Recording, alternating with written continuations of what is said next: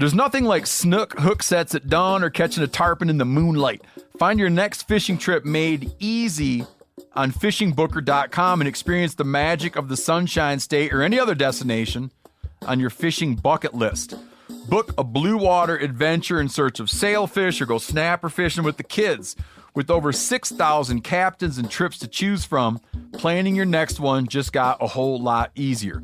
Download the Fishing Booker app on the Google Play or App Store, or visit them online at fishingbooker.com to book your trip today. Maui Nui is on a mission to help balance axis deer populations for the good of our environment, communities, and food systems on the island of Maui. They've shared over 126,000 pounds of nutrient-dense protein with the Maui community. Secure your spot now. Become a snack subscriber and join in helping to build more resilient food and ecosystems on Maui. Visit MauiNuiVenison.com. That's MAUINUI venison.com and use promo code BEAR for 20% off your first order. Outdoor adventure won't wait for engine problems. Things like hard starts, rough performance, and lost fuel economy are often caused by fuel gum and varnish buildup. Seafoam can help your engine run better and last longer. Simply pour a can in your gas tank. Hunters and anglers rely on Seafoam to keep their engines running the way it should the entire season. Pick up a can of Seafoam today at your local auto parts store or visit seafoamworks.com to learn more.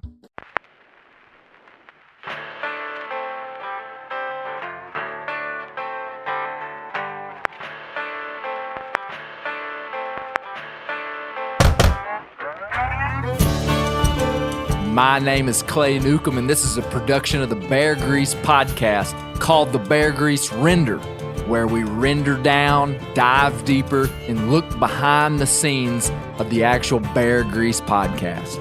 Presented by FHF Gear, American-made, purpose-built hunting and fishing gear that's designed to be as rugged as the places we explore.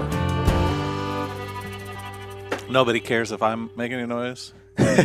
Yeah, your headset's turned off. I feel like actually. a fourth wheel in here. You feel like what? A fourth wheel. No, A Josh. fourth wheel turns a tricycle into No, a Josh, wagon. you're more like a spare.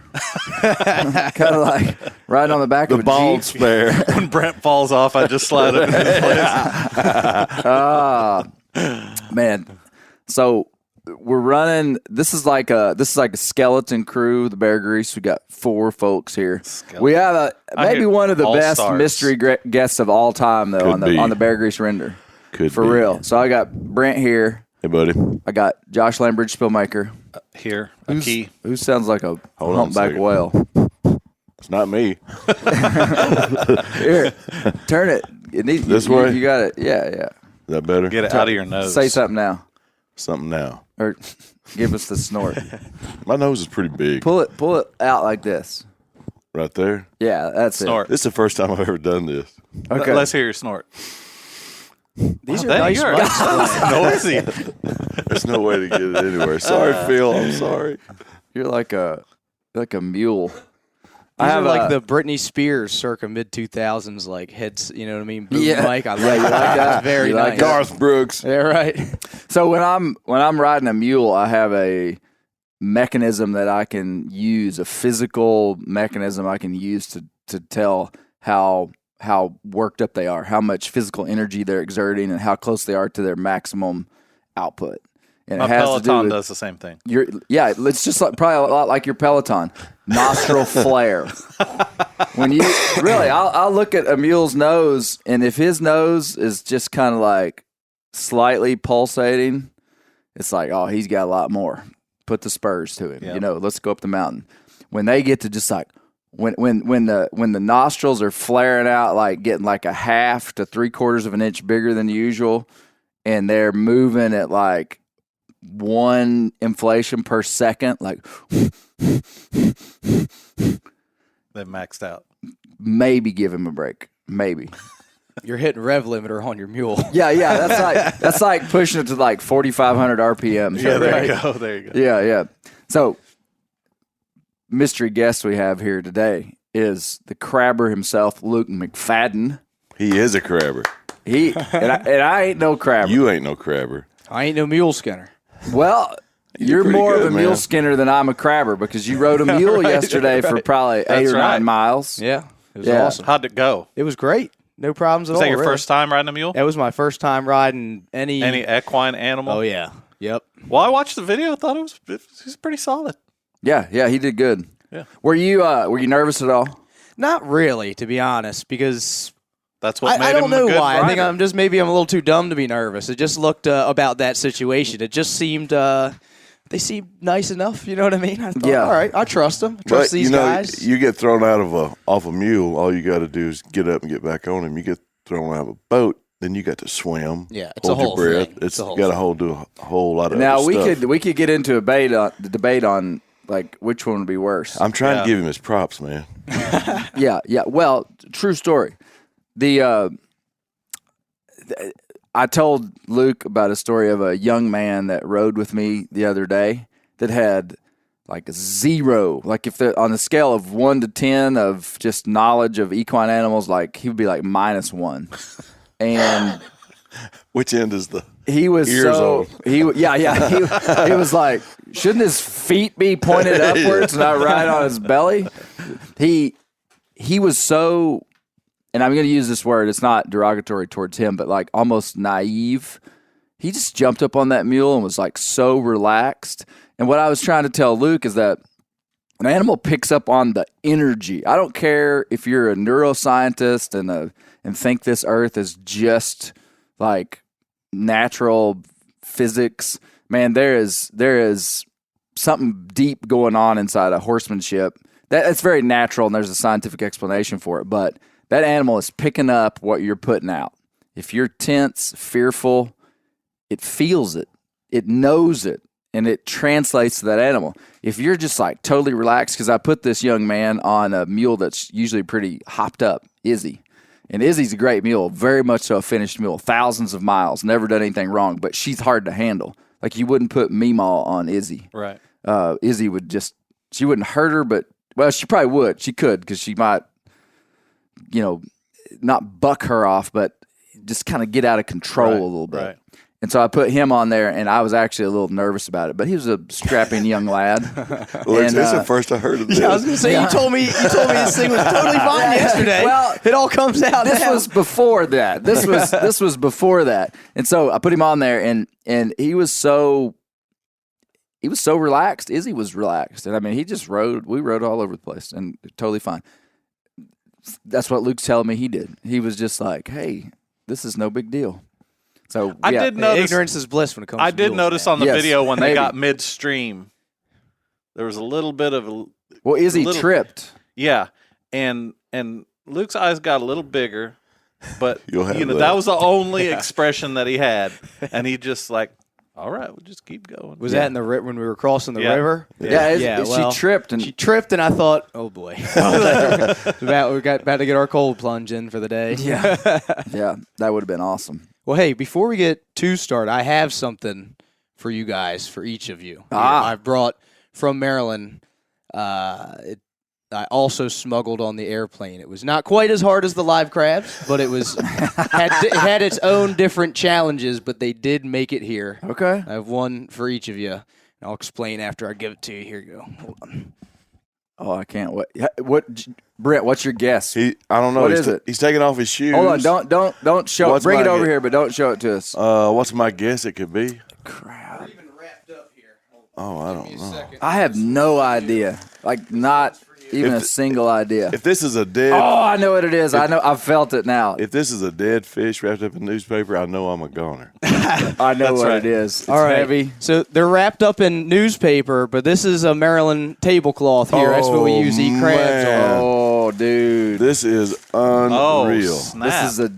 This is a. Tell me what this is. That's we call that a bluebell or blackhead duck decoy. And you have Yeah, a canvas back, Brent. Oh, wow. Listen, Those are these are beautiful. not any duck decoys. All right, these are. So you guys just did your book on market hunting deer. Yeah. right in America. Yes. So the Yeah. Chesapeake Bay, where I'm from, had a long stretch of history where market hunting ducks was a Absolutely. huge part of culture and Right. industry. So these decoys, and then so that went from 1800 to 1918 was market hunting where it was legal. And then 1918 they outlawed it. So then there was a culture of outlaw market gunning.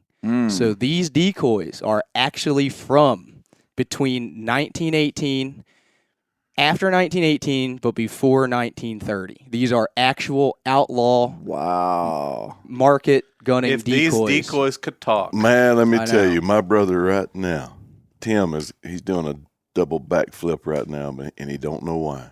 Because I'm holding this. And to a duck guide, man, this right here is... It's history, man. And wow. those are made right, Do you think this is hand carved? Oh, I know they Absolutely. are. I know they. I could tell you. I have done some research on both of these, and I can tell you who made that one. I don't know who made this one, but they're from Rock Hall, Maryland, which is right across the bay from me. I crab out of Rock Hall sometimes, and so the canvasback you have, Brent, is likely turned down on a gun lathe from like World War I or what? I don't know, Yeah. not that great. Whatever, like an old that period. military gun lathe that Yeah. these guys would get a hold of. Right. So they would turn some decoy bodies. So like that one is likely turned on a lathe and then finished with a spoke. Do you know what shave. kind of wood it would be? I don't know. They were kind of using whatever. Yeah. But that one, A lot of was, them were bass, I think. Basswood. Yeah, I know that's common these days. I couldn't tell you what these are made out of. It's a heavy wood. Yeah, so that one that you have is likely hatchet carved and then finished with a draw knife. Are you Really? serious? They would take a block Wow. and they would carve it with a Josh. hatchet. Wow, it's And then they would beautiful. put it in man. a vise. Holy cow. Yeah. Dude, you exactly. couldn't have You given can this see on to the bill, people that too. would Look at the appreciate top it of the more. bill. And that This is going in the museum. there's a part of me that hates to take history from where it's I originated. hear It's ya. lived its I hear entire ya. life. In Maryland. The Chesapeake within Bay. 10 miles of where I live at, forever. And there's a lot of history with these two things, but I know that you guys, if anybody will appreciate it and take care of it, it's going to be you guys. So This I is don't. amazing. I'm Awesome. not- What a gift, dude. And I have one Hey, more thing for you that's- guys. This is about as good a spot on a gift as could be given. Oh, I no would doubt. suggest not eating those paint chips, though. So this is there for might be a you. little lead in those paint chips. Check this out. Oh, So wow. those, I'm sure you know what those are, but Oh, those yeah. are brass shotgun shells. And so those, Describe what it looks like, Luke. it looks like a 12 gauge shell, but it's just made Brass. of It looks like all a 12. brass. It looks like a spent 12 gauge casing, but it's brass. Yeah, the whole thing's brass. And so Looks those, like a section of 1-inch brass pipe. those copper are pipe. earlier than the decoys. So those are Really? from somewhere between 1900 and 1910. Those are from, allegedly, from the guy I got them from and the research I've done. And those were very, very common with the market gunners because they could reload them. Yeah. And shells were expensive, so they would use these brass shells that they could. They used to call Then them St. reload. Louis twos. They shoot number 2 shot at them when they Really? would head rake them, across the bay. Yeah. Boy, they used to hunt these things with punt guns, Yep. That would really be a cool thing, these like 10-foot long shotguns where they Yeah. would pour like 2 pounds a shot and then they This would is amazing. use Check that little that out, sculling Josh. boat and take out the whole flock in a roost. That is, man, wow, Look at- that's look- incredible. You could see the knife cuts on that canvasback's head. So this it's is a bluebill. Now, bluebill's like a duck that people want to kill up there. Oh yeah. Canvasbacks are kind of the king of the Chesapeake. Okay. Been known for that. But the bluebills, I mean, that's what that's those like are number beautiful. 2. Really, there's That a is lot of awesome. them around. So That is awesome. it's likely that these have been reheaded Okay. since then. But I mean, they would that put, one's kind of got a cracked head. You better they watch they that. would carve the bodies. They put 20 heads on them in their Yeah. life because they would just break off. Yeah. There's actually even I was looking them over, and there's a couple spots where there's shot in these decoys, No which I think way. is the That's cool. awesome. I think it's Oh, cool. yeah. And I know they don't look Yeah, like that's much, but there's a they're shot used, right you under know? that one's eye. No, dude, that's gonna hang in the museum. No, this I'm is gonna. wonderful. These things have seen things that I hope that we will see again, but it's unlikely. Wow. Just Cool. Okay, Crazy hey, stuff. Thank you, I have a buddy. gift for you, and this is not a retaliatory gift. This is not. I was going to do this before I knew these were here, and in a way, it's a gift from me, Josh, and Brent. Oh, man. These things are getting scarce, man. yes, This is a genuine Plot hound treed. Ozark Mountain killed. Custom. One size fits all. Yeah. Raccoon hat made by Josh Lambridge, Spillmaker. Really? That's a Wow. so my good dog Fern treed that coon. Really? And the last guy I gave one to, I gave one to Cameron Haynes. Wow. And he asked me if I killed it, and I said probably. And the reason it was probably is because there was probably 3 or 4 kids underneath that tree that may have shot it. Right. But that is a genuine Arkansas hound treed Treasure. hat. Well, thank you so much. That is awesome. You might need a fur hat up there. It gets pretty cold. Oh yeah. No, I might. I think I'm just gonna wear it to the airport. You know. Man, I don't like let. that. Hey, if TSA tries to take that from you, call us. I know. We're coming. Right, Yeah, no doubt. No, I No doubt. appreciate that. That is amazing. Thank you so much. Hey, it's the duck decoys. Incredible. So if you don't know Luke, all you gotta do is just look up Luke. Type McFadden. L into your Instagram search. Just say L, like Luke, and he's gonna pop up. Siri goes Luke McFadden. Luke Nah, Skywalker is second. Luke Skywalker. Luka Doncic. He might come up. NBA guy scored 60 points. He ain't no grabber. Yeah. No, so Luke has a big TikTok. You kind of got TikTok was like your thing there for a while. Yeah, definitely started on TikTok, and it kind of spread across all platforms. So now, TikTok, Facebook, Instagram, YouTube. Yeah. That's what I've been putting a lot of time into. And here you're a lately. crabber. Yeah, yep. It's what I do. It's a full-time grabber. So. And so you just give me like a short overview of your business, like you're catching crabs and then you're selling them direct to people. Yeah, yep. So I'm 27. I started when I was 18 on my own boat and everything. And I sold to wholesale, middlemen for the first 7 years. And then I tried to get into, retail, which is kind of how I got into the social media stuff. I was trying to figure out, find a market for my product, really. You know what I mean? Just kind of figure out a way to market it better and whatever else. So ended up selling direct to customer. And so I've been doing that for the past 2 years. And it's growing, which is a great problem to have. But yeah, no, I'm a full-time waterman on the bay. And you tell us about smuggling those live crabs. So like 2 days before he came down here, we're in Arkansas at the global headquarters. I was like, hey, could you bring some crab down here? I mean, if I was going somewhere, I could see somebody saying, hey, would you bring some bear grease or some bear meat? Right. And I would be like, Yeah, it'll just well, No. bear grease is a little bit harder to come by. But I would, I'd be like, sure. And so I texted Luke and I said, hey, what are the chances you could bring some crab? And he said, like frozen crab or like live crabs? And I was like, well, I don't even know what I'm asking for. You tell me, but live crabs sound pretty good. And it went something like that. And so what did you do? Well, I like a challenge, so I, and I'm in the, I make videos, so I was like, what would be an awesome thing, whether it went really well or really bad, is if I tried to get, like, live crabs to you guys on the airplane. And not, like, check them, like, carry them on the airplane with me. And I was like, I don't know if you can do that. They won't let you bring a bottle of shampoo, but I was like, I think it'd be funny either way, you know what I mean? Like, Did you go ahead? Keep going. and I was doing this stuff before I even started social media. I'm the kind of guy who will go the extra mile for a laugh, you know what I mean? For me or somebody else. So I was like, I just thought it'd be, an interesting thing to try anyway. So I got like a duffel bag and I built a cooler inside the duffel bag, put the crabs in there, and then carried them on the airplane. So I have some pictures of me and my crabs on the plane. When you put those crabs through the scanner, did no one just say like, can you open that up for me?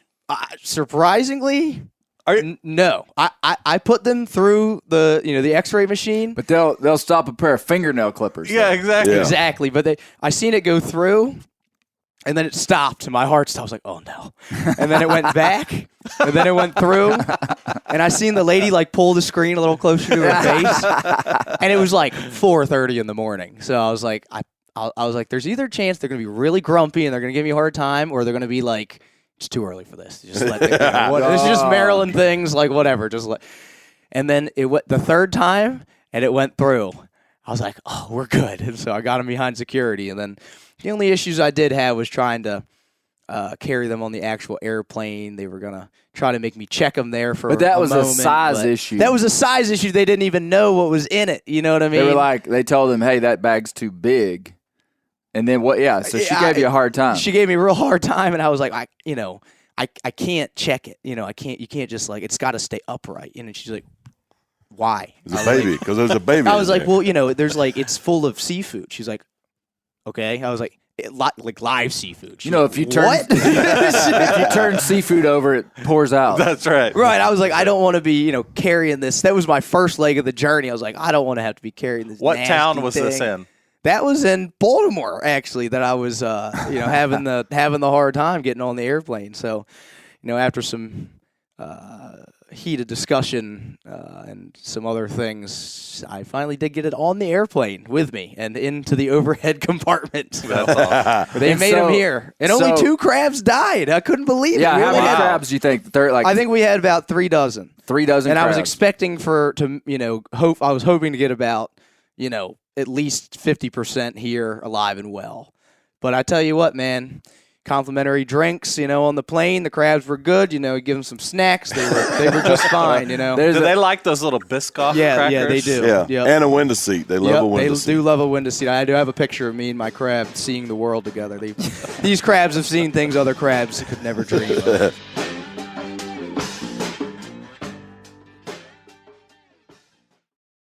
Ready to win Mother's Day and cement your reputation as the best gift giver in the family? Give the moms in your life an Aura digital picture frame preloaded with decades of family photos. She'll love looking back on these memories and seeing what you're up to today.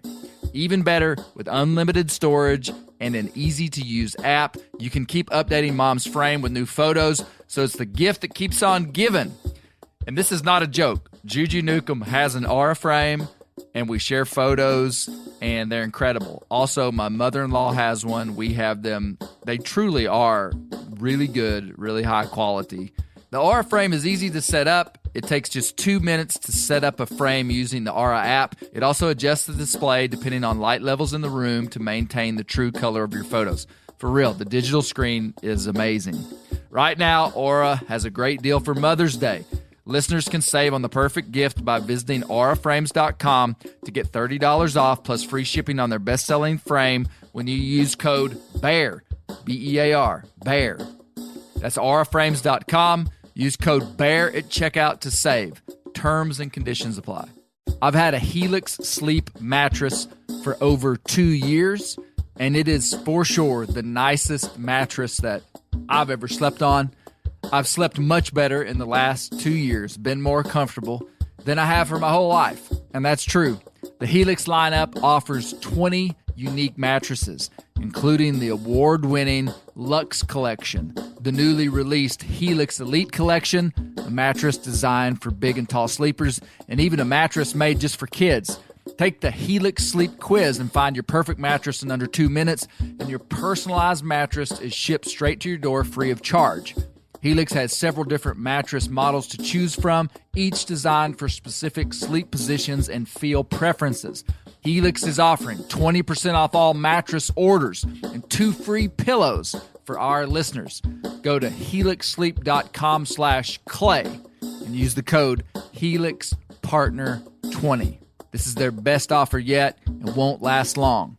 With Helix, better sleep starts now. The old-timers say that the turkeys start gobbling when the leaves are as big as squirrels' ears and the red buds start popping. And we're about there. And we are there in the South. The Onyx Hunt app is one of my most valuable tools in the spring woods. With tools like coniferous versus deciduous tree distribution layer, you can save time by locating edges or transition areas of mixing habitats from home. Find an area like this with water in close proximity, and more than likely, there will be a gobbling turkey nearby. Knowing the exact boundaries of private ground ensures I stay on the right side of the fence, but can easily find public ground to go see if I can't strike a gobbler. If you do get one to sound off, using compass mode and waypoints will help you pinpoint his exact location, allowing you to move in and make the perfect setup to bring him right into your lap. Download the Onyx Hunt app today. You'll be glad you did. Onyx has a special offer for you. Use code BEARGREASE to receive 20% off your membership at onxmaps.com/hunt this spring. Did you have somebody sitting by you when you pulled that one out? I did, and it was awkward. It was like, but the guy kind of was like, look, it was this. Okay, there's multiple kind of interactions that you have with someone that sits with you on a plane. Yeah. There's like the no look. There's like multiple options. There's the no look, no look, no talk. Yep. It's just like imaginary wall. Ignorance is bliss. Like let's not do this. We're just. Then there's me. And then there's the kind of the southern like nice guy. Like anybody you sit with, you need to greet them. And where were you at on this? In Baltimore, that's not really. It's more the I'm the Baltimore stank guy. Yeah, I'm upset that you have to be even on the same airplane as me. Doesn't even if you cured cancer, like that kind of hospitality. So you didn't talk to this person. No, I didn't say anything. It's kind of just best to I just kind of went about my business, and I thought, you know what, there's days where you're that guy, Okay. And these days are becoming more and more frequent with my life, oddly enough, but. I was just that guy, that guy that had a crab. So you pulled a crab out. The guy beside you acknowledged it? He kind of just, I think that he saw it. He looked and he was just kind of like, He kind of acknowledged that he saw it because I saw his demeanor change, and then he just kind of like looked back forward and closed his eyes. And I was like, I wonder if it's so early in the morning. Maybe this guy thinks like, there's no way I just saw this crab on an airplane. Stop sniffing glue. Yeah, and then I wonder if he thought it was like cooked seafood, and he was like, "Oh wow!" Or like a rubber crab or something. 4 a.m. The guy beside me is cracking crabs. Right. See, that would have been funny to bring crab, cook crabs and eat them on the airplane on the way home. That would have been. Well, so when he got him here, Josh, we did a big crab boil. I love it. We had steam. We'll get some hate mail. Oh, man. sorry. Crabs in Maryland. We steamed them. The most tragic thing about the whole scene, though, is that Clay made his regionally famous coleslaw. You know about this. Yeah, with the jalapeno coleslaw. Can you confirm to them that it's regionally famous? Yeah. It's got cilantro. Every Cajun church potluck, it's going to show up. Yeah. Every wedding on the Newcomb farm, it's going to show up. I even hand chopped the cabbage this time. Oh, wow. It's a long story. I put it in the refrigerator to chill. Yeah, you do that with coleslaw, Josh. Don't give me a. But Josh gave me the I'm like, where's this why going? Are you chilling? Oh, the crab he's fixing to tell you. And so we go steam our crab, Right. and we have this huge meal, and we leave the coleslaw in the fridge. Oh, shoot. So we're gonna hadn't have yet. some of Clay's famous coleslaw on the render before we end today. Roger I'm that. kidding. That's a joke. But You got Brent excited. Yeah, let's eat. so we 9 start. o'clock in the morning. Tell us how you Biscuits and coleslaw. steam crab. Well, we just put them in a pot, probably like it Big looked like pot. a canning pot or something. Yeah, big whatever. canning We pot. use what we got. You know what I mean? And put some water and vinegar in the bottom, and What's the vinegar do? the vinegar actually makes them easier to pick, so it keeps the meat from sticking to the shell so bad. Interesting. Yeah, so like if you use, like I've heard of guys using like seawater, not Chesapeake Bay water, but like seawater to steam seafood and stuff, or putting seasoning with salt in it in the water. And that seems like a great concept, but it makes the meat stick to the shell worse. Okay. So if you put a little white vinegar in there, maybe like 1/3 part white vinegar, it'll So help just with- water and That kind of stuff always a lot of times we intrigues me, like how they figured it out. Right, I was about to say the same thing. Okay, give me that diesel.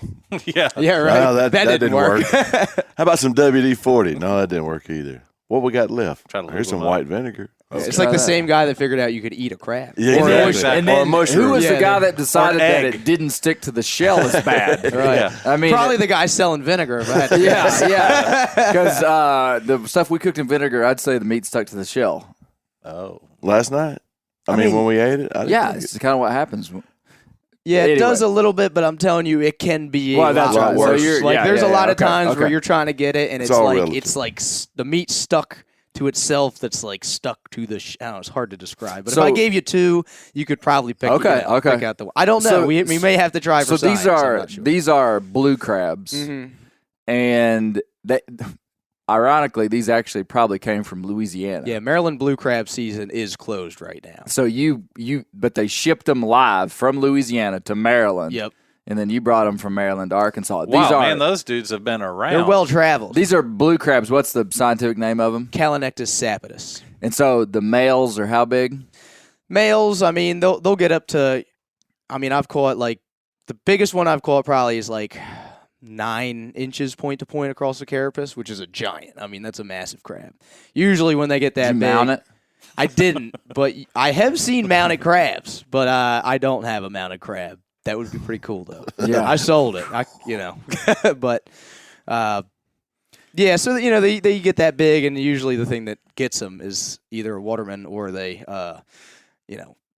they die of shell rot. They get so big they can't shed. They don't have the energy to shed their shell anymore. Like males will, in theory, just keep growing and growing and growing. Oh, really? Females, once they shed from an immature female to a mature female, that crab never sheds again. Interesting. I'm surprised that in like water folklore, there's not a giant crab somewhere, like a whale or a squid, like a 6-foot crab. Well, I mean, no, like a 20-foot crab. Oh, like. There could be. I mean, the thing is, I use crab pots instead of like an alternative method to catching crabs in Maryland would be like a trout line where the crab is just holding onto a piece of bait and then you're driving a boat along the line and you have a hook over the side, you put the line over the hook and you're just driving along it and the crabs will hold onto the bait till you get to the surface and then you dip them off the line with a net. Oh, wow. So in a crab pot, you can only catch a crab that will fit through the funnel. Limiting the size of the crab. So they catch some real giants, trout lining because it's just anything that can hold on. But to you just probably don't catch as many. Well, there's different areas you can go, and I mean, when you're doing on a really large scale like what I'm doing, you're fishing up to 1,400 crab pots. When I have 2 licenses, sometimes, crab potting's kind of the way that you would go, to do it on a really big scale. Right. I see. So, Luke, when I was a boy, I grew up on the Gulf. I got caught in a crab pot. We used to go crabbing. Uh-huh. And my uncle had 2 crab pots, and then we'd just take the lines where we put the meat through, and we'd pitch them out there, and we'd catch blue crabs there really? near Galveston, yeah. Huh. Just to eat? Just Yep. eat Take at them the home, house? steam and eat them. Yeah, they're all over the East Coast now. So blue crabs are they all over the world or just I mean, America? I know they have them in South America and Central America. Same species. I believe so. I've never been there to witness it, but I do think they do. I hear they don't get as big. Okay. But with East Coast going through, there's a lot of ecological change kind of going on in the Northeast, of the East Coast. So I mean, they're even finding blue crabs in Maine. I know guys that lobster and that raise to me oysters that up doesn't there. sound like I figured they were already there. They're not. They're not. No, they're not. But they're starting to show up. So it's in a places southern like Maine. Chesapeake Bay is the northern range of the blue crab. Historically, as like Chesapeake Bay, Delaware Bay. I know they have some in New York and all, but it was kind of like, from what I understand, that was kind of as far north. Like there's not a fishery for them in New York. I think.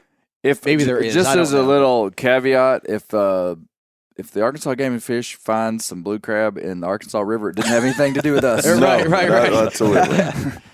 So yeah, like I guess there is a fishery for blue crabs in New York. I don't know a ton about it, but that was kind of like as far north as you would really find them. But so when you eat these things, you said something when we started. You said blue crabs are the only thing you could starve while eating. Yeah. There's a surprisingly small amount of meat on a pretty big looking crab. Yeah. Would you have said that, Yeah. Josh? Oh, yeah. But once you get into it, you realize it's the social aspect, and the meat is very, very good. And you have to work for it, so it's fun. Generally, you supplement the crab with coleslaw. Usually. Yeah. A good not host here. would. So just quickly tell me how you'd break down a crab, like to eat it. so If you just had to describe it to somebody in like a minute. yeah, break the claws off. You can get into the claws, eat that, pretty pain-free. Then pick the apron off the back, flip it over, pick the apron. It's like the hood, like the big sort part. of, yeah, yep. Yeah. The bonnet, Changing his the part. bonnet, if you're in England. Yeah, something Wait, like that. That's its reproductive One of organ. my don't let this. this might indicate my socioeconomic status, but one of my biggest interactions with seafoods has been Captain D's. And at Captain D's, when you get the seafood platter, it actually has a real crab shell stuffed with crab anything dressing. but crab. It's probably a real crab shell stuffed with imitation crab or something like that. Yeah, it was Cod. good though. Yeah, I wonder if that was a blue crab. possibly. Probably. It was about the size of a blue It was crab. about as big as a Yeah. mango. Yeah. Yeah, probably a blue crab, something like that. From our mango tree in the yard. Yeah, right. Carry on. Unit of Okay, so you measure. take the top big part of the shell off. Yep, yeah. You'll pull the the carapace off, and then you'll be left with the body. You'll see the lungs, and then kind of like the guts in the center. You pull the guts out. Looks like ramen noodles. You don't want to eat the forbidden ramen noodles. Okay. You can, but I don't suggest it necessarily. And then they have lungs on either side. Okay. You'll pull them Which look off. like gills, like fish gills. Gills, almost. lungs. There's some kind of thing Well, I about mean, them because they they just can live look out. That's on what they water look and- like. Yeah. Yeah, Yeah. they look like gills. Yeah. Pull them off. You don't really want to eat them. And then I take the body, break it in two pieces. It'll split into two even pieces.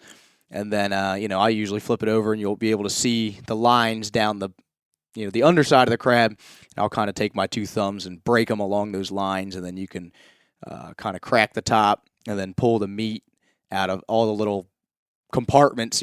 I like to keep it still attached to the legs. It just gives you, for dipping and whatever else. You Because got a a lot of handle. times we'll dip them It in butter. helped and me stuff now like that you're describing it, and I've done it now. It helps me to think about it like this: the muscles. There are muscles attached to things that have to move. Yeah. And there's a muscle attached to every leg, so it has 8 legs, right? Yeah. 8 Something legs like and that. 2 pinchers, Something like or maybe that. 6. I don't think it's 8 legs. 6 and 2 legs. pinchers. 6 legs. It's got a lot.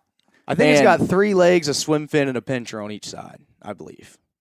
Okay, so that's 4 appendages. You ain't no crabber. Yeah. I ain't no crabber, but like every leg has a little tuft of meat, Right. like a tiny little bit of meat, and so you're basically cracking off that leg and pulling it out so that meat kind of like comes out with it, and then you have this little crab handle of the leg, and then you dip that in some melted butter, touch it into a little bit of a little seasoning that you have. And then you eat it. And so you do that with all the legs, and then you've cracked the claws, which not all of them had claws. Yeah, Some well, of them sometimes, lost a a lot of claw. times the claws fall off when you're steaming them and all. Okay. They're in there fighting, whatever. They don't Duking it go out. out without a fight, Why is it so hot in here? Like in a restaurant, when you get crabs, a lot of times they One of have... his wife is like, "Can you turn up the heat? It's freezing." Yeah, right.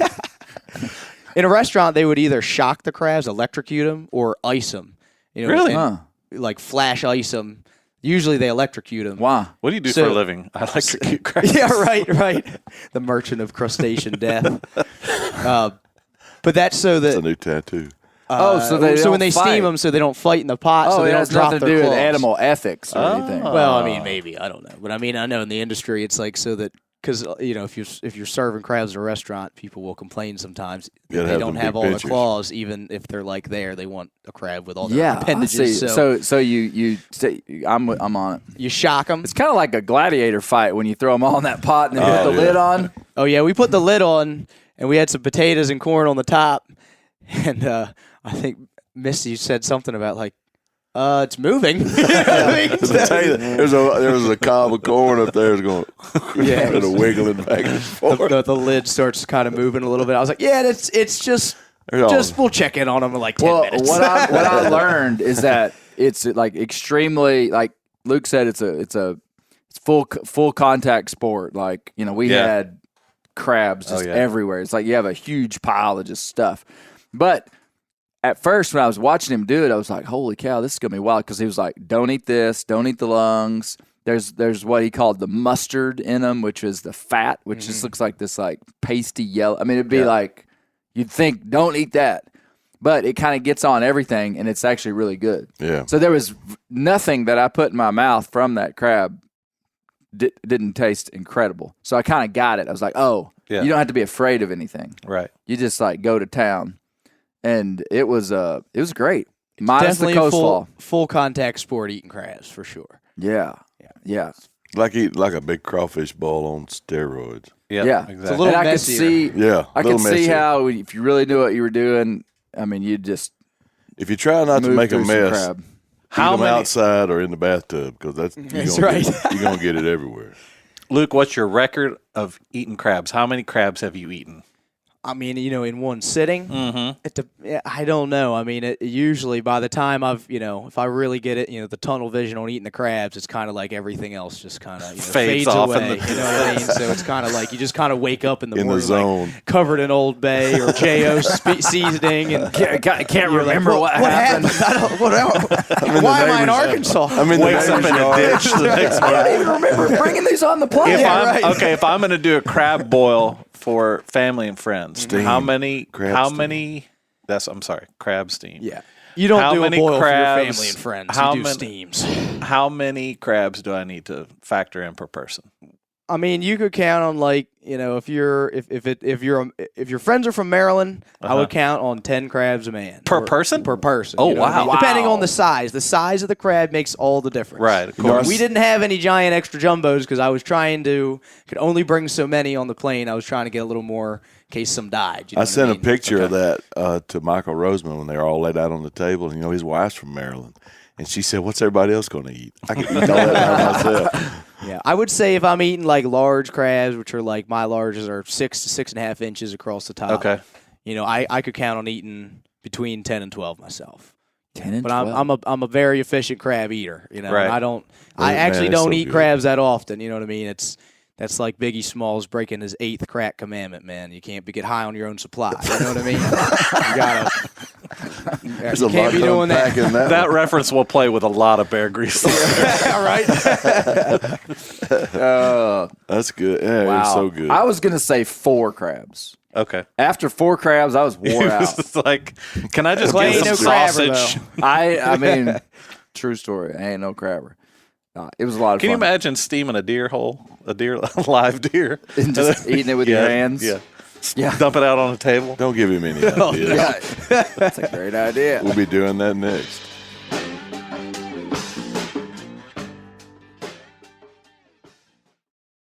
Ready to win Mother's Day and cement your reputation as the best gift giver in the family?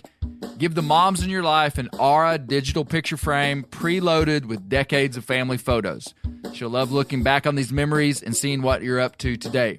Even better, with unlimited storage and an easy-to-use app, you can keep updating mom's frame with new photos, so it's the gift that keeps on giving. And this is not a joke. Juju Newcomb has an Aura frame, and we share photos, and they're incredible. Also, my mother-in-law has one. We have them. They truly are really good, really high quality. The Aura frame is easy to set up. It takes just 2 minutes to set up a frame using the Aura app. It also adjusts the display depending on light levels in the room to maintain the true color of your photos. For real, the digital screen is amazing. Right now, Aura has a great deal for Mother's Day. Listeners can save on the perfect gift by visiting auraframes.com to get $30 off plus free shipping on their best-selling frame when you use code BEAR, B-E-A-R, BEAR. That's auraframes.com. Use code BEAR at checkout to save. Terms and conditions apply. The old-timers say that the turkeys start gobbling when the leaves are as big as squirrels' ears and the red buds start popping. And we're about there. And we are there in the South. The Onyx Hunt app is one of my most valuable tools in the spring woods. With tools like coniferous versus deciduous tree distribution layer, you can save time by locating edges or transition areas of mixing habitats from home. Find an area like this with water in close proximity, and more than likely, there will be a gobbling turkey nearby. Knowing the exact boundaries of private ground ensures I stay on the right side of the fence, but can easily find public ground to go see if I can't strike a gobbler. If you do get one to sound off, using compass mode and waypoints will help you pinpoint his exact location, allowing you to move in and make the perfect setup to bring him right into your lap. Download the Onyx Hunt app today. You'll be glad you did. Onyx has a special offer for you. Use code BEARGREASE to receive 20% off your membership at onyxmaps.com/hunt this spring. We've all seen plenty of gadgets and fads come and go, but here's one product that stood the test of time: Seafoam motor treatment. Lots of hunters and anglers know that Seafoam helps engines run better and last longer. It's really simple. When you pour it in your gas tank, Seafoam cleans harmful fuel deposits that cause engine problems. I'm talking common stuff like hard starts, rough engine performance, or lost fuel economy. Seafoam is an easy way to prevent or overcome these problems. Just pour a can in your gas tank and let it clean your fuel system. You probably know someone who's used a can of Seafoam to get their truck or boat going again. People everywhere rely on Seafoam to keep their trucks, boats, and small engines running the way they should the entire season. Help your engine run better and last longer. Pick up a can of Seafoam today at your local auto parts store or visit seafoamworks.com to learn more. Man, I hate to change the topic from crabbing, but we got some serious conversation to have here about a podcast that I've been working on and excited about for probably over a year. Like the sequence of the way these things happen when I do a series is it's not always a year, but usually I'm reading a book or doing something that's connected to something that will materialize much later. I think last summer, maybe last spring, I started reading Roderick Nash's book, Wilderness and the American Mind. This book was written, let me see what the copyright date is. This is going to blow your mind. This book, first edition published in 1967. Oh, wow. This book is considered the quote-unquote book of Genesis of, let's see. I'm looking. Sorry, guys. This book is a mandatory prelude to any modern treatment of conservation problems. Here's another one. When Roderick Nash's Wilderness and the American Mind first appeared in 1967, it was justly praised as the first real idea book in environmental history. Indeed, a classic study and greatly influenced another. That's not what I'm looking for. This is the book of Genesis of American wilderness. This guy was getting his PhD in 1967. Wrote this book. When I read this book, I cannot fathom what a human would have to go through to gather the information he did and cover it in such an incredible way. This is a top 5 book for me in the world. Oh, wow. Yeah, like massively influential because it unveiled for me things that were happening inside of me that I didn't know why. And that's something I'm very interested in all areas of life. I popped out of the womb in 1979 in Arkansas, and I have this view of the world, these ideas about different things. How much of that did I come up with on my own? How much of it I came up because of my individual family? How much did I come up with it because of the culture that I'm raised in? How much did I come up with it because I am an American? Like, where does this stuff come from? And to me, that's all real important because you will live a life of deception if you think. I mean, this whole idea of being like a free thinker and like we're these independent people that just came up with all this stuff on our own and nobody tells me what to do.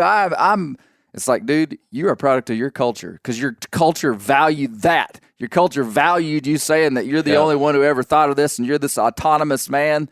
And I love that. But what I'm saying is that came from somewhere. Yeah. This whole idea of like rugged individualism of the American is you're influenced by everything is an influence, either positive or negative. Well, and a whole lot of the way that we think. Unless you're Steve Rinella.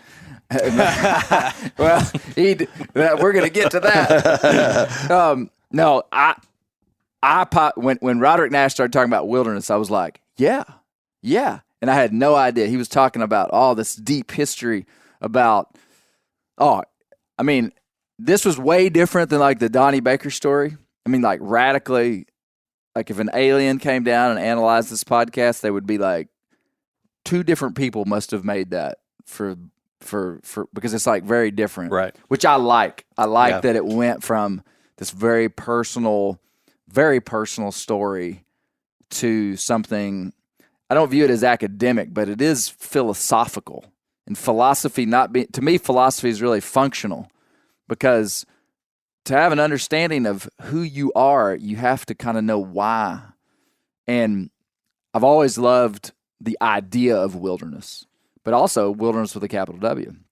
But so this book just specs it out, and so much. I got to give Roderick Nash credit. So much of what I talked about in this first episode came from this book, and I tried to get Roderick Nash, who's still alive. He's in his 80s. Tried to get him on this here podcast, and he wouldn't do it. And I'm not afraid to say that because it's just the truth. But good. I have a lot of respect for what he wrote. But holy smokes, did I have a cast of characters though? Dr. Dan Flores, incredible guy.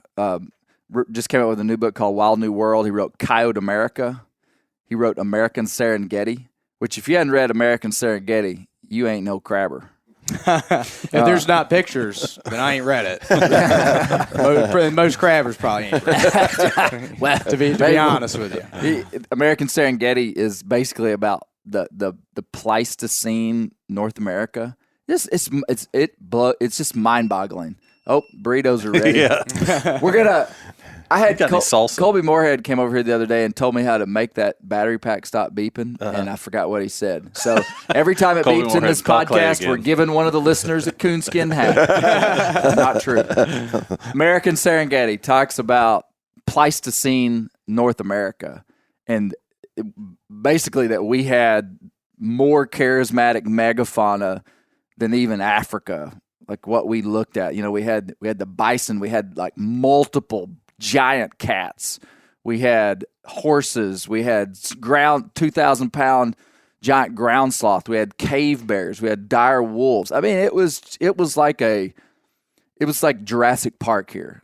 Anyway, Dan Flores wrote a book on that. He's number one. Number two is Dr. Sarah Dant. It's Dan's wife. I think the world knows that. Their dinner table conversations probably got a limited. Oh, they're like the most interesting people of all time. So she's a professor at Weber University in Utah, and she wrote this book called Losing Eden, which is an environmental history of the West. It is like so much packed with deep human history on the landscape of North America. Kind of mind-blowing book too. And so she's on there. And then Steve Rudella, who I'm interested to see what y'all's take on the Steve Rudella section was. Steve's always great to have on. He's great. And then one of my favorites, Hal Herring, Hal Herring is a character. If you don't know Hal, then you ain't no crabber. But Hal Herring, great guy. Where to start? I mean, you said that the Donnie Baker, this really aren't related, but I mean, it kind of is though. I mean, you can't tell me, even though Donnie Baker, what he did, I mean, I guarantee, he shared all the same interests in the wild and that we do, and that everybody else did. So really, it's kind of almost the origin story of the whole thing, It's like starting. You just had the Franks before the beans a little bit. You know what I'm saying? Yeah. Well, I don't think it's not that unrelated. It's like, his desire to be out in the wilderness and take deer and do whatever else, even though it went a little sideways there for a minute. Yeah. Probably has the same roots and ideas. So he was going to an area that had unmolested animals that were easy to hunt. Yeah, exactly. To me, that was the most interesting thing. One of the most interesting things in the podcast is that what we now view as a love of wilderness and us like federally preserving wilderness areas goes back deep into our epigenetics, as Dan Flores said, when we loved places that were absent of humans because we could go there and be successful hunting because the animals were undisturbed. I mean, that's like wildly fascinating. I feel like this podcast made me more contemplative about it than I've ever been, because I think when you say the word wilderness, it does evoke an emotional response to a lot of people. And I thought, what is wilderness really, beyond the definition? What does it mean to me? Because, we've traveled a lot with our kids to national parks and whatnot. Yeah. And, you see the capital W Wilderness, and you kind of go out there and you see the paved parking lot and you see all the trails and, the signs that say. Now, that wouldn't be capital W Wilderness. That would be a national park. Well, national park. But we have seen wilderness Yes, areas. yes. And it just, you're like, that doesn't, it is. I mean, if you can drive. It's hard. Yeah. So. You're talking about national parks. Yeah. But, gotcha. But the idea of wilderness to me, is captivating with a side of terrifying. Because I thought you were going to say captivating with a capital C. No, captivating. Like I am just bewildered by it, and I'm drawn to it. But at the same time, there is that aspect of like it's wild. I mean, it is like it's unpredictable. Mm-hmm. And going back to what I talked about this before, if we're going to talk about wilderness, you can't talk about it without the movie The Wilderness Family. And I didn't bring them up in this. But, I think about that idea of being dropped off in the middle of nowhere and being forced to make something of it. Mm-hmm. And there are certain things, like we talked about unmolested animals, but also at the same time there is a raw wildness about it. I thought the etymology of your word there was fascinating. I got chills listening to that yesterday in the truck coming home from squirrel hunting. So with a stringer of squirrels in the back truck. I love it. But I'm excited about hearing more about it, because it is a thing that is unique. I've never thought about wilderness being something that when you lose it, you don't get it back. Right. I've not. It's hard to wrap your mind around. It doesn't come back. Yeah, it's done. Yeah. So we have a potentially extinctable resource that really does need to be cared for, and so I appreciate the deep dive. Well, I think it's important to understand like this broader scale of humanity. Humans as a species coming out of being hunter-gatherers, moving towards civilization, which civilization would be defined by agriculture and domestic animals and congregation of people, which would have increased birth rates, produced a lot of more security. As people were coming out of wilderness into that, there was this very long-standing human idea that wilderness was bad. Even though we were drawn to it as hunter-gatherers to go into places that were unexploited, when all of a sudden there was a new option, we were very interested in becoming. And again, civilized is a politically incorrect term that I'm going to use because we just have to understand what we're talking about. Because when you say civilized, it insinuates that there are humans that live uncivilized lives. And so that's politically incorrect. But you understand what I'm saying. So when all of a sudden the security of civilization was here, there was like, let's say 99% of people were very interested in getting to that so that they didn't die when they were 18 years old from starvation or from a woolly mammoth tusk in the butt. You'll have that. Yeah. Took it right in but the tables shifted as civilization then dominated the face of the earth.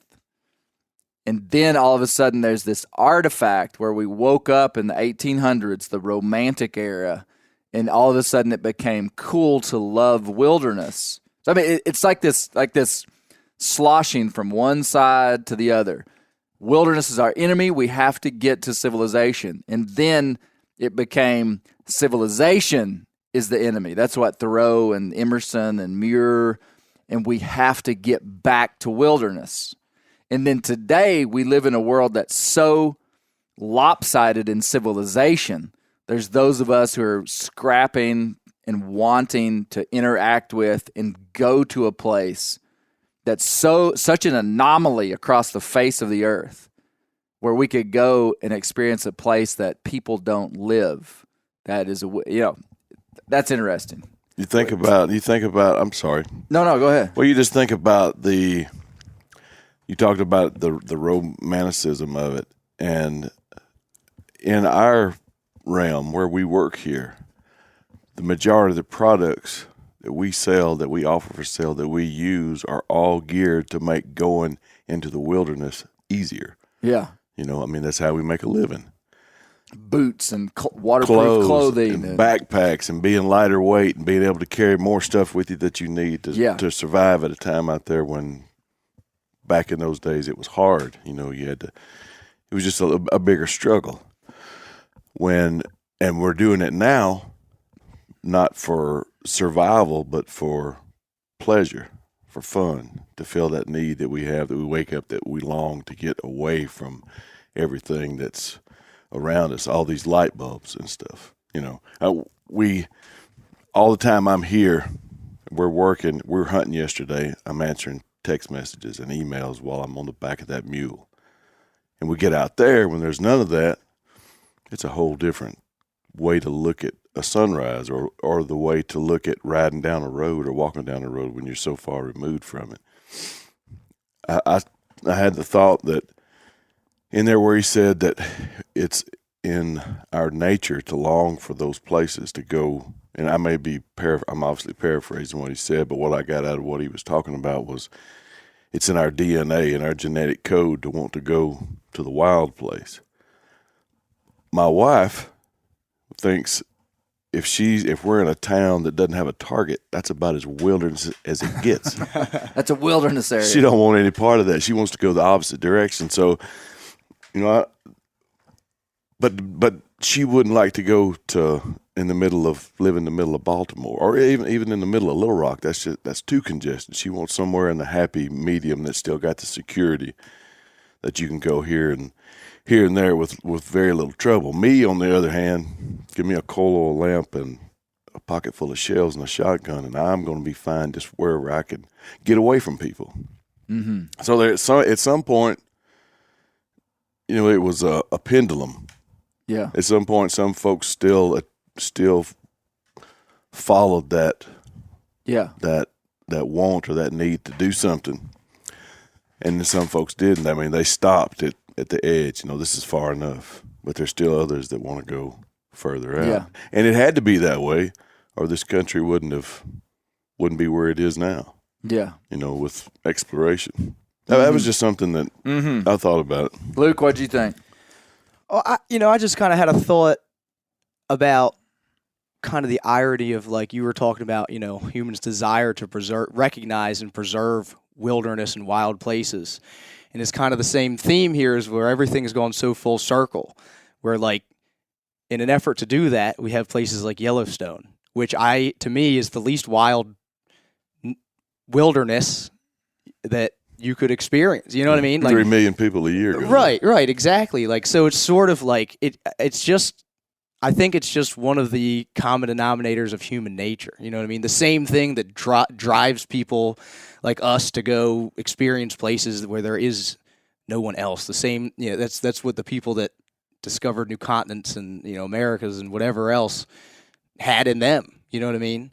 But there's always, you know, I think it's getting kind of bred out of us. You know what I mean? It used to be 1 in 10 people. Now it's 1 in a million people that want to go have that desire to, like, go out and see that. But, you know, I don't know. My thought was, you said something about scarcity earlier, about how, do you remember how you said scarcity is humans always gravitate towards what's scarce. And so you kind of just want what you can't have. I mean, everything in human nature is kind of like that. When we were forging a living out of the wilderness, we wanted more security. Right. Then now that we're forging a living out of civilization, we want to reach back to something more wild. It's just, I think, humans' desire to really just kind of want what is scarce and want what they kind of can't have. You know, it's like it's one of the downfalls of man. You know, it's all one of the things that sets us apart from animals. Which is, in a sense, the antithesis of wilderness, because the only way to keep wilderness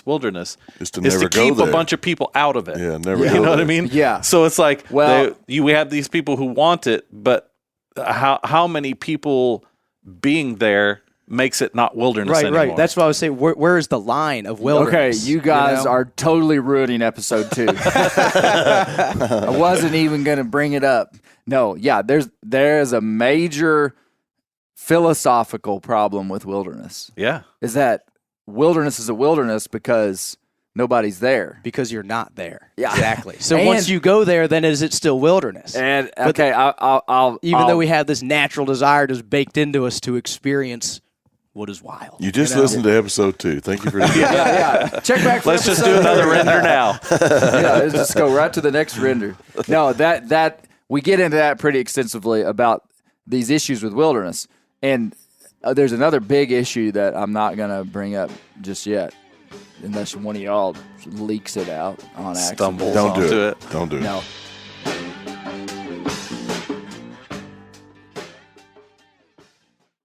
Ready to win Mother's Day and cement your reputation as the best gift giver in the family? Give the moms in your life an Aura digital picture frame preloaded with decades of family photos. She'll love looking back on these memories and seeing what you're up to today.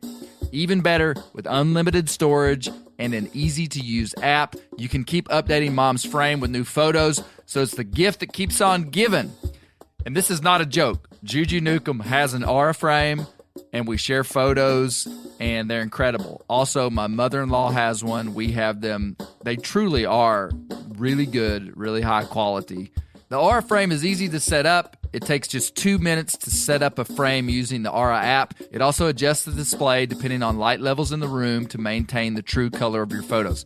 For real, the digital screen is amazing.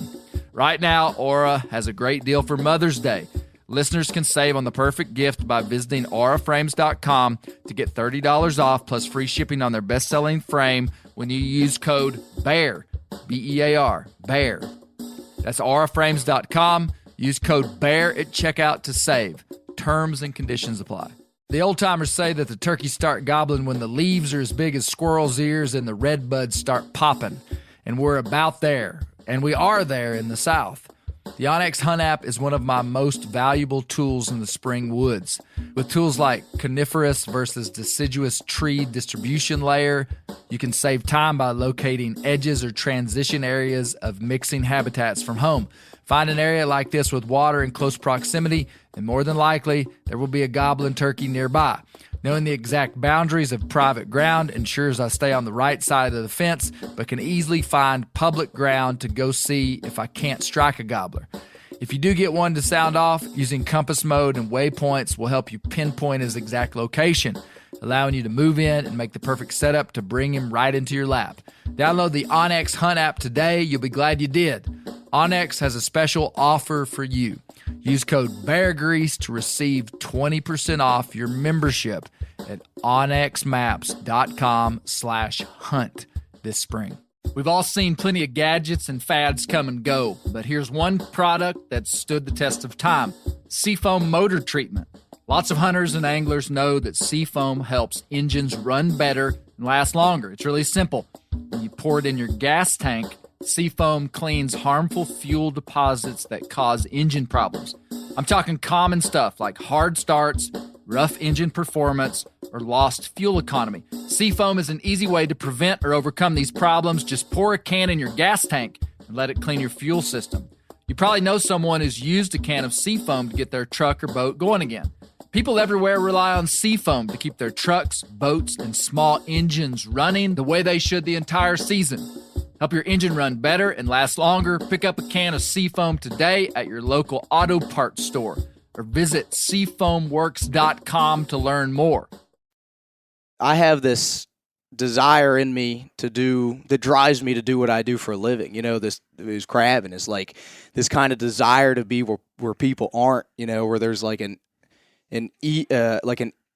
even playing field between you and nature in a way, you know what I mean? Where like, you know, your rules and, you know, kind of man's societal boundaries don't apply to, you know, like the crabs, fish, the bay where I'm at. It doesn't, none of that matters. You know what I mean? That is all off the table. It's between you and, you know, and nature. Yeah. You know what I mean? So to me, it's a wild place, and I'm drawn to it just for it's in me. You know what I mean? And so, I live in just below like Baltimore City. I mean, there's people are nuts to butts there. It's just, we're jammed up. But I have this desire to get to the closest place I can and spend the most amount of time there, even if it's 100 times more work.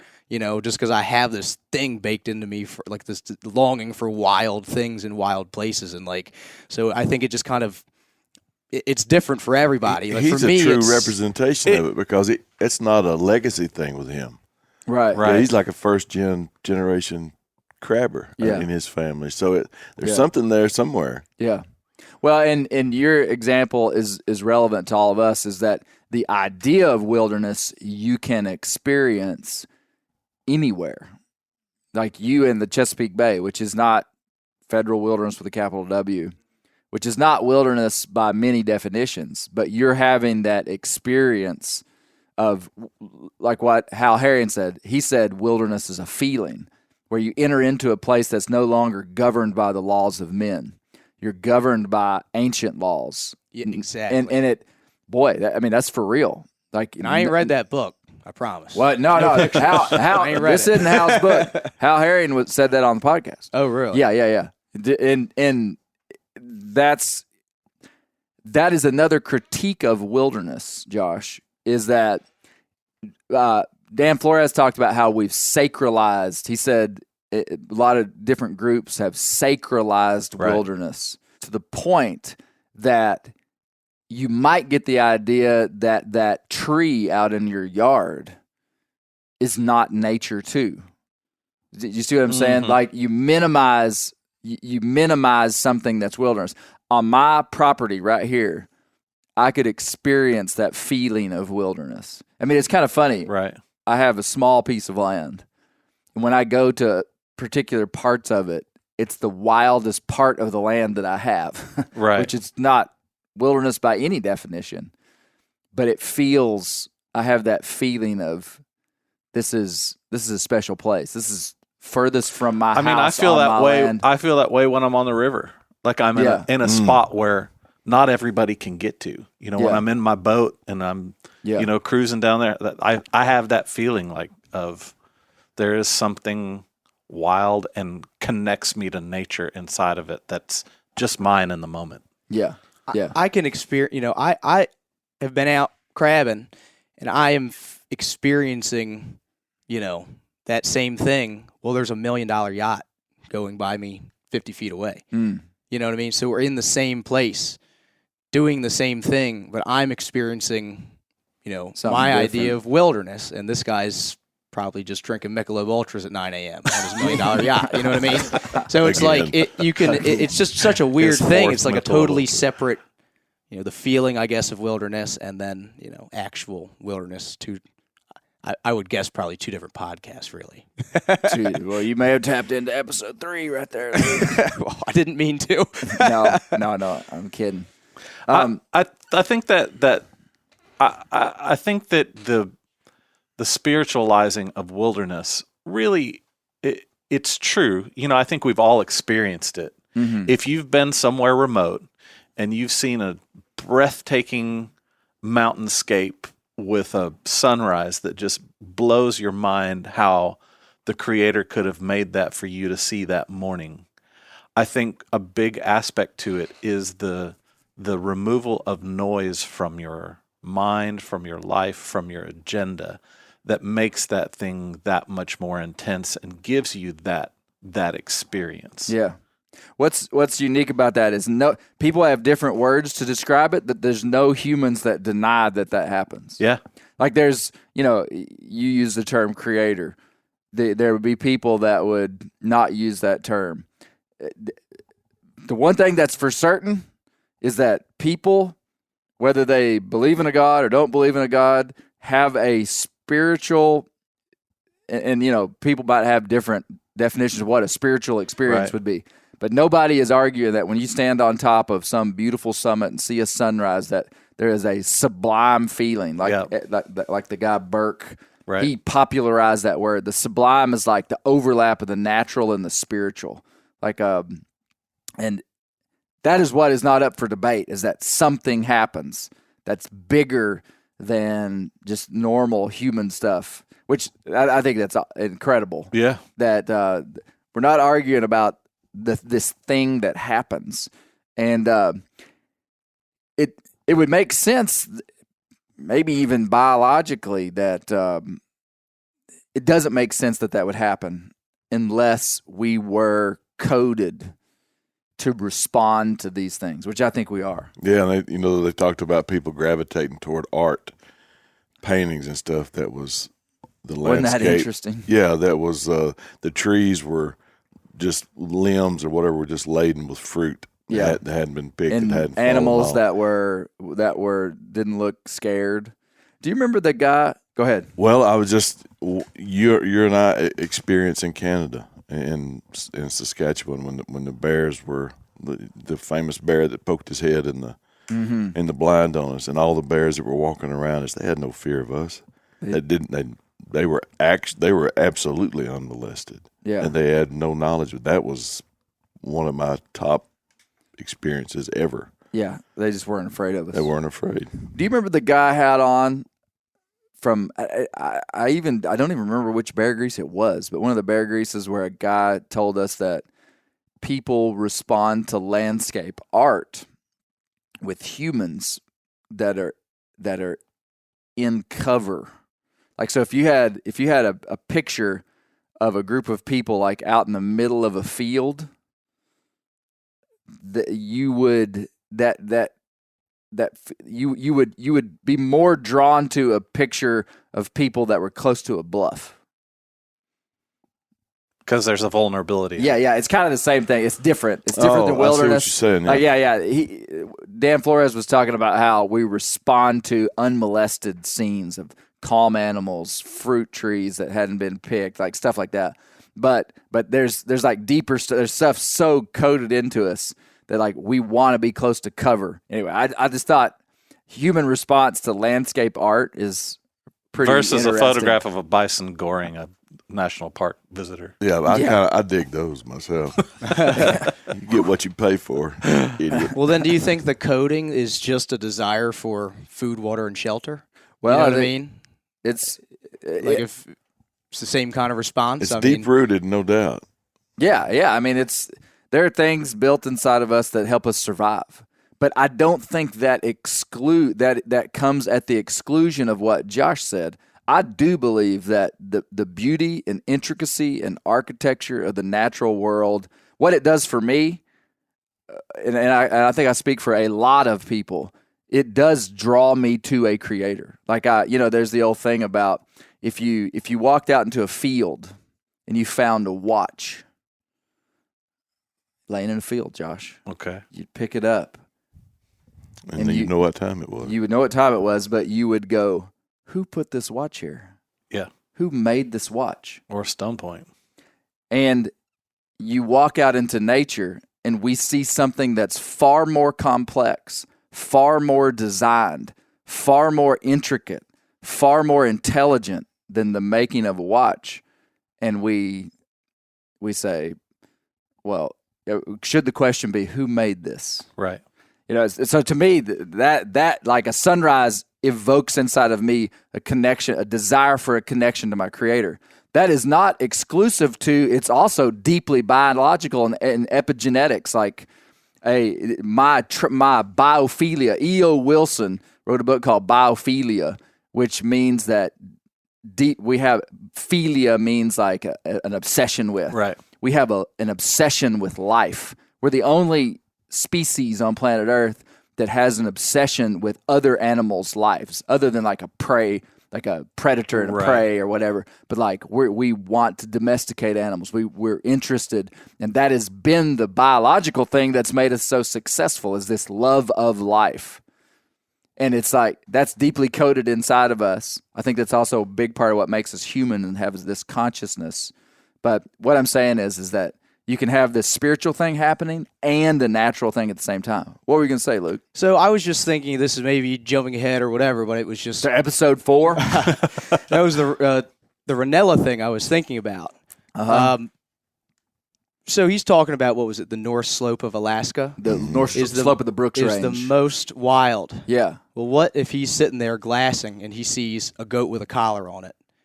You know what I mean? Does that make it less wild to him? Does that take away? Is it no longer wild because that animal has been molested by man? You know what I mean? Like, I mean, what's that scenario? Like, I guess I don't know if that goes into where the line is. I'd be curious to hear what he has to say about something like that. He's addressed that before. And really? He said it would ruin it for him. Really? Mm-hmm. Yeah. Because another human's already touched that animal. I kind of have the same. I sort of have the same kind of thought. I was just thinking about it, like, that's the most wild place you can think. But what if that's what he, saw there? Would he, like, what would he have to say about that? There's a lot of paradoxes inside it today because of the scarcity of wilderness. The question is there really even wilderness left? I mean, putting a collar on the goats, man's trying to preserve wilderness. You know what I mean? That Steve makes it less wild. It's just like this whole crazy thing. I mean, there are some places on Earth that are untouched. I mean, there's some places where I think things exist that we don't. I mean, definitely in the sea. You know what I mean? We have places where humans have never even seen. Only crabbers. That's right. But he said human. We're not human. But there's some places in Africa that are pretty, that they don't think they're so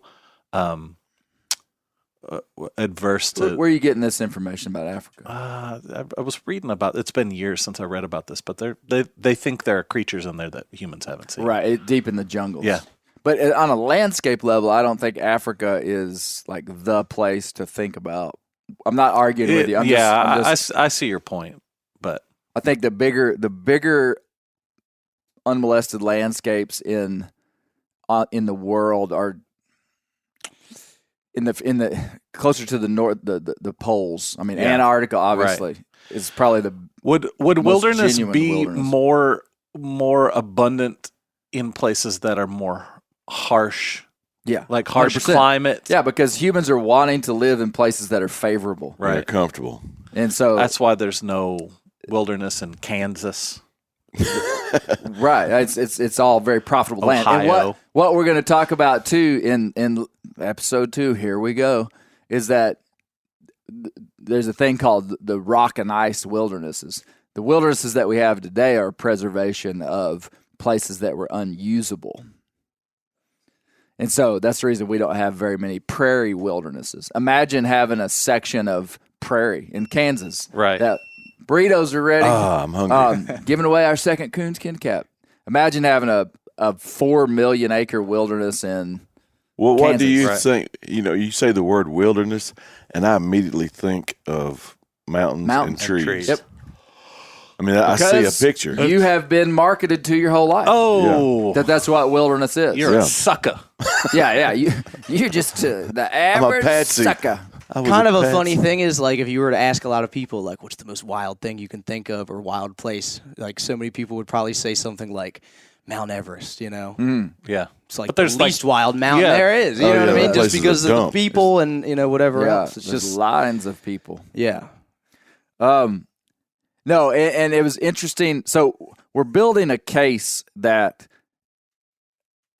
not that it's better or worse, but that the American worldview on wilderness is different than the rest of the world. And I think by the end of this, that we're going to quantify that to a pretty heavy degree. You're trying to tell me that Canadians don't care about wilderness? Well, that's what Steve Rinella was trying to tell us. No, and his point was, I left that in there honestly just because it was entertaining. When I was having this conversation with Steve, I was like, colorful this isn't working out like I thought it would. But I felt like it was valuable because I wanted to include it because he's right. Like, we're not right. I don't want this to be like, wow, look how great Americans are. We're superior to the rest of the world because we've preserved wilderness. But at the same time, America pioneered for. I believe this to be true, and I don't say this with arrogance. And we have international listeners. Don't get your feelings hurt. America pioneered modern ideas on conservation of wilderness for a lot of the world to follow. I mean, we were the first place that had designated wilderness areas. We were the first place that had public lands that were open for people to hunt, trap, fish, recreate. Like nobody else was doing that. We also have in America, we have the luxury to do that. Yes. You know what I mean? Yes. Like that's so it's not just from the merit of our own soul. Right. It's like we exactly. I just know from dealing with all the things that I'm kind of dealing with with the Bay right now. It's like when I really think about it, and you think the whole we're dealing with issues in the Bay, but they're dealing with issues 1,000 times worse all over the world. And you're like, if you're going to stop the pollution or this or that, like you got to fix it in China and India. Well, being able to have the luxury of caring about the wilderness and the animals that live there is a very, it's a privilege. You know what I mean? It's a first world. It's a product of economic. Yeah. Economic. Having economics, having money. Prosperity. Yeah, because in a lot of the world, it's a luxury to be in able a lot to of the care world, about those issues. they've exploited massive amounts of what they have just because they could. And we're not exempt either. Part of America's success on preservation of wilderness was simply that we had a huge continent. Filled with resource. Yes. That they use the resource there to like become kind of it's like we just barely, you know what I mean, on a graph, just barely crossed right before it was too late. You know exactly. what I mean? It's like we came here, basically, took from the land as much as we could, but it put us in a position where we were now we have the luxury of caring about the land that we had left. Saving this last little bit took 95% to get there to be able to have that luxury. Yes. In reality, I think. Yeah, that's a great way. And then we were able to take that. We had the privilege of taking that 5% and preserving it. So it's like I think America just barely saved it. You know what I mean? Like in a lot of ways. I was surprised to learn that 5% of America is federal capital W wilderness. 5%. That's a lot. Where are there like bulks of that in different areas? Like well, I would think Alaska. If you had listened to the podcast, you would have heard that that there are 806. I'm kidding, Josh. 800. There are 806 federal wilderness areas. Right. The bulk of the big chunks in volume are in Alaska. Okay. Like there's huge wilderness in Alaska. And then the Bob Marshall is a huge wilderness that's in Montana. Mm-hmm. The Selway. Somebody's going to tell me I'm crazy. The Bob Marshall. How big is the Bob Marshall? Somebody look up how big the Bob Marshall is. I got it. It is a massive chunk of land. We have a lot of wildernesses in the east that are very small, like under 10,000 acres, which are extremely valuable. But you could fit all of Georgia's wilderness, every one of them, into like a teeny tiny corner of the Bob Marshall. More than 1.5 million acres. 1.5 for million Bob acres. Marshall. Yeah. Look up some of the other wildernesses in Alaska, like the biggest Alaskan wilderness with a capital W. I would argue that the reason those places are still so wild is because it was not easy to get there and profit off of the land. 100%. It is. It's true. Yeah. There's no giant cities in Alaska that sprawl across half the place, because it's just hard to get there and it's not profitable, And it's wilderness. Wilderness is extremely controversial. It's controversial today. 57.5 million acres of designated wilderness in Alaska. Wow. Out of 222 million federal acres. How much of Canada is that? I mean, well, Canada's not like 90% probably. I mean, but they don't have federal designation. Well, I don't know. I mean, it's a different country. It's Queensland up there, or Kingsland now. That's Crown what they call land. it. Crown land, yeah, whatever it is.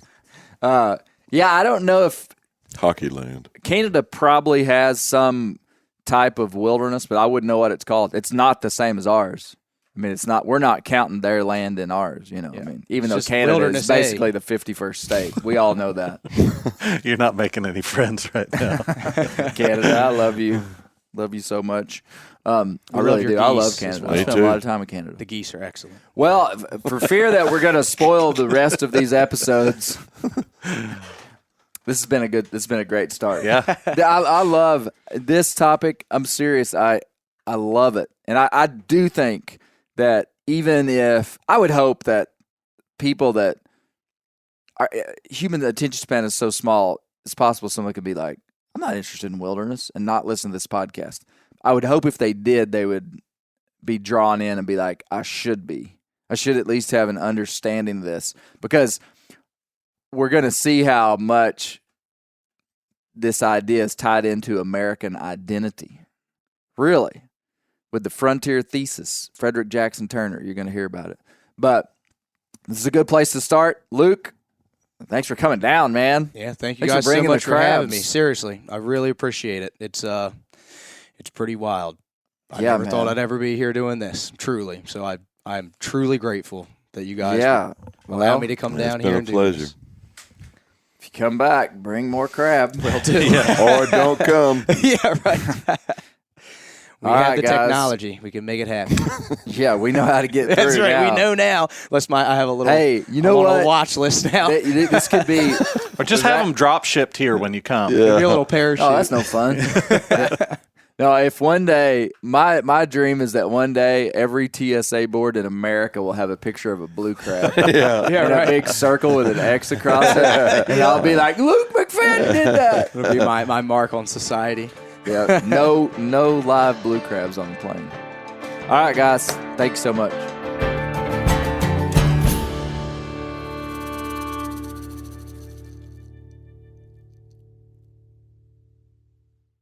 Outdoor adventure won't wait for engine problems. Things like hard starts, rough performance, and lost fuel economy are often caused by fuel gum and varnish buildup. Seafoam can help your engine run better and last longer. Simply pour a can in your gas tank. Hunters and anglers rely on Seafoam to keep their engines running the way it should the entire season. Pick up a can of Seafoam today at your local auto parts store or visit seafoamworks.com to learn more. Maui Nui is on a mission to help balance axis deer populations for the good of our environment, communities, and food systems on the island of Maui. They've shared over 126,000 pounds of nutrient-dense protein with the Maui community. Secure your spot now. Become a snack subscriber and join in helping to build more resilient food and ecosystems on Maui. Visit MauiNuiVenison.com. That's MAUINUI venison.com and use promo code BEAR for 20% off your first order.